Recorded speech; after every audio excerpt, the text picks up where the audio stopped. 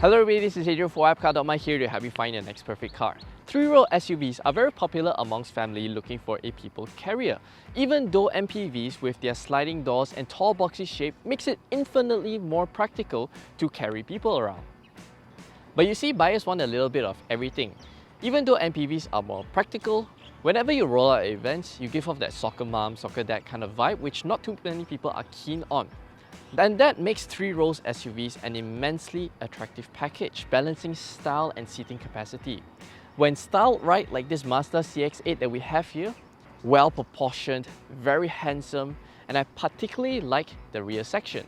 But my only complaint with the CX-8 exterior are these slim horizontal slats for the front grille. I feel like it's a little bit of a compromise, wanting to dial down the sportiness from the CX-5's mesh grille and finish it in a silver trim to create a bigger distinction with the CX-9's majestic chrome finish. And you ended up looking like a little bit neither here nor there vibe. Boot space on the CX-8 measures 209 litres with all three rows up. You get a little bit of storage space underneath the false boot floor as well as a space saver spare wheel underneath. Two hooks for your ikat tepi and tapau stuff. It's a little bit small, but this is as expected from a three-row SUV. As a comparison, the Nissan X-Trail with all 7 seats up measures 135 litres, Volvo XC90 302 litres, Toyota Alphard 148 litres, so the CX-8 is not too shabby. Now, something that I noticed is that all the interior dome lights on the CX-8 are fitted with LED items, except for this one right here. This is still a halogen bulb, so it's a little bit of an oversight, I guess. Come, let's check on the interior. Stepping inside to the cabin of the CX-8, and it does feel a tad bit dated in here. After being spoiled by the Mazda 3's new generation interior, the controls, the buttons, the infotainment, the instrument cluster, all doesn't have that wow factor. And that also because I myself am a Mazda owner, so this cabin is too familiar of a place for me. But even so, every touch points in here are finished in high quality, soft touch leather materials. So this is a very well appointed cabin. Every point that your skin will touch is leather wrapped. One thing that Mazda does brilliantly well is ergonomics. The buttons, controls, sitting position, steering angle, right down to the pedal box placement is absolutely spot on. Getting used to the controls in here feels eerily natural and organic. Ask any modern Mazda owners and they will know exactly what I mean. Equipment list on this range-topping 2.2 diesel all-wheel drive high variant is rather complete. You get 360-degree camera, Apple CarPlay and Android Auto connectivity, powered front seats with memory function for the driver, Napa leather seats, as well as a heads-up display. Cabin practicality gets a thumbs up from me because the side door bins fit a large size water bottle. You get two cup holders here, a center storage for your phone or wallet, and a rather large center armrest. This is where the USB ports are hidden, so you get to have all your cables and phones plugged in from there without cluttering the interior. Seated into the middle row seats of the CX-8, I have the front seat adjusted to my usual driving position and I'm 175 cm tall. I have about 2 tennis balls worth of knee room with the middle row slide all the way forwards. If I slide all the way backwards, it frees up about 4 tennis balls worth of knee room. Now this is incredibly spacious and comfortable. Now the reason for this much space in here because the CX-8 doesn't ride on a stretch version of the CX-5.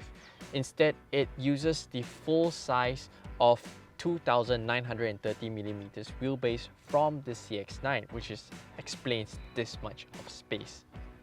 There are two seating configurations, or should I say layout, in the CX-8. On the 2.5 Mid and Mid Plus, it comes with middle rows captain's chair with a center walk-through tunnel, which I think is a lot more practical and convenient for families because if you have your kids or whoever wants to go through to the third row seats, it's much easy access. But in the high variants of the CX-8, you get a much more luxurious ambience thanks to this extra center console right here that houses the functions for your heated seats, 2 cup holders, center armrest with a little bit of a storage space, and 2 USB charging ports.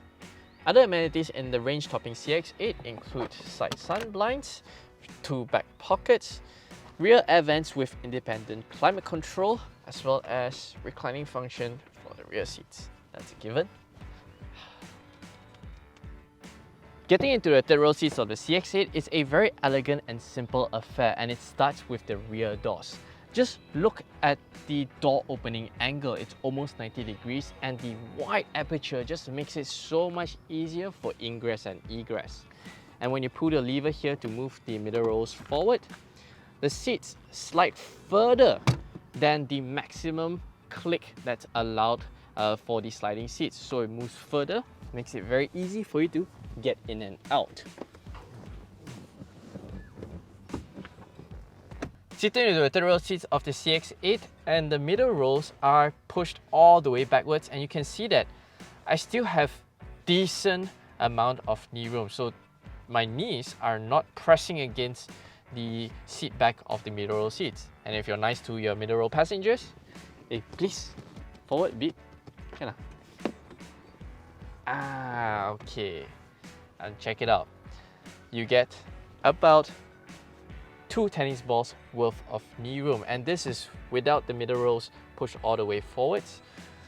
And I have to say that the third row seats in the CX-8, it's superbly comfortable because you get a very nice seating posture. The seat back angle is just right and very nicely supported. You don't feel claustrophobic in here thanks to the large-ish C-pillar windows. But my only gripe in the back seats here, third row seats, is that it doesn't have air vents.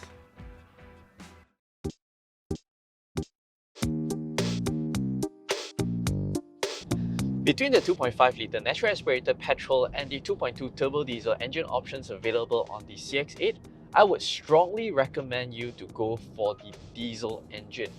Because for such a large people carrier, you would want strong low-end torque, which only a forced induction unit is able to give you, and it completely transforms the driving experience. Mazda Skyactiv diesel engines is one of the creamiest oil burners that I've ever experienced. And Mazda engineers have deliberately made the engine to deliver all the 450 Nm of torque in a very linear fashion and make sure that it is felt throughout the rev range. Unlike conventional diesel engines, where you get a sudden surge of torque from down low and hollowness at the top end, Mazda's unit is very sophisticated and behaves almost like a petrol engine. So you get the best of everything: strong performance, smoothness, and fuel consumption. The engine is very refined too. You can barely hear the diesel clutter, and that's also compounded by the fact that the cabin of the CX-8 is very well insulated. You even get front double glazed windows. At 110 km/h based on a WapCar NVH test, it registers 67 decibels. That's very impressive. But if you cruise at 90 km/h, the decibel drops down to 63. That's even quieter. You will imagine maneuvering around in this huge SUV would be quite cumbersome and feels like a boat. But Mazda's Jin-Ba-Etai philosophy is very well present in this massive CX-8. The all-wheel drive system coupled with the G-vectoring control gives unwavering balance to this 1.9 tons SUV. You feel extremely confident around the corners because you are one with the car. From your steering, throttle, brakes, every input not only feels natural and organic, but the car also reciprocates obediently to your inputs. You don't have to be a race car driver to understand what I'm trying to say, because even if you have the slightest appreciation for driving, you will immediately get what I mean when you get behind the wheel of a Mazda.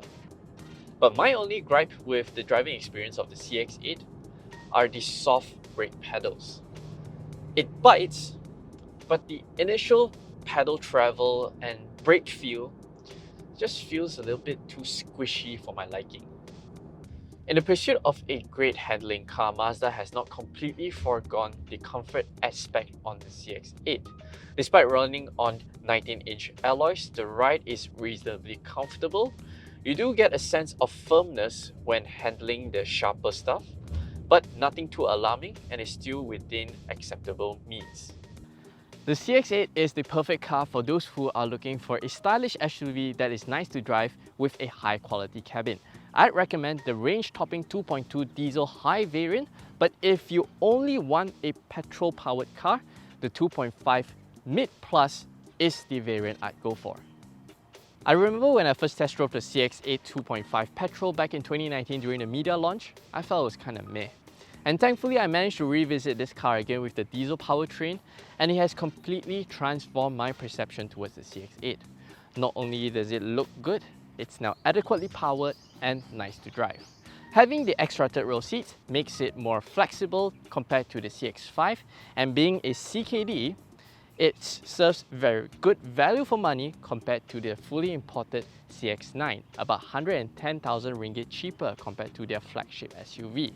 In Malaysia, for circa 200,000 ringgit, not many cars is able to do what the CX-8 does, having a nicely furnished cabin, able to fit 3 rows of passengers. So for this, I find that the CX-8 is a very good option for a family car. But I want to know what are your thoughts on this Mazda CX-8, so let me know in the comment section below. As always, thanks for watching. We hope you enjoyed this video. Make sure to subscribe to our YouTube channel for more videos like this. But if you cruise at 90, and finishing in a silver finish to make it create the that all we